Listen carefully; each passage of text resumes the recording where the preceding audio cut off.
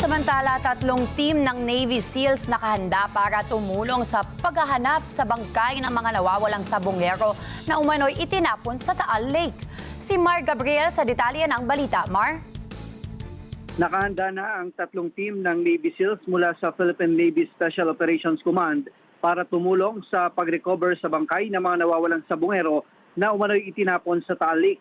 Ayon kay Navy spokesperson Commander o Captain JP Alcos, naghihintay na lang sila ng go signal mula sa Department of Justice upang masimulan ang retrieval operations.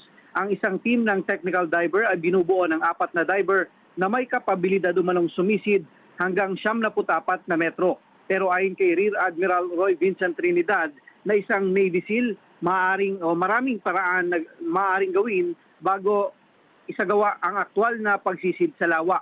Maaari daw muna silang magpadala ng underwater drone para inspeksyonin ang kondisyon sa ilalim ng tubig. Ang isang underwater drone ay may kapasidad na lumubog hanggang 200 metro sa ilalim ng tubig. Kung makita daw agad ang hinahanap ay maaari itong iangat gamit ang iba pang equipment na hindi na kailangang sumisid ng mga divers.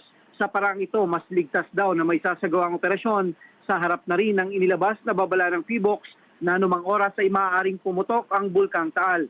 Git ni Admiral Trinidad, last option sa ngayon ang pagsisid ng mga diver na kakailangan nilang daw kung komplikado ang sitwasyon sa ilalim gaya ng retrieval operation sa mga lumubog na barko kung saan may mga lugar na kailangan pasukin na hindi kakayanin ng drone.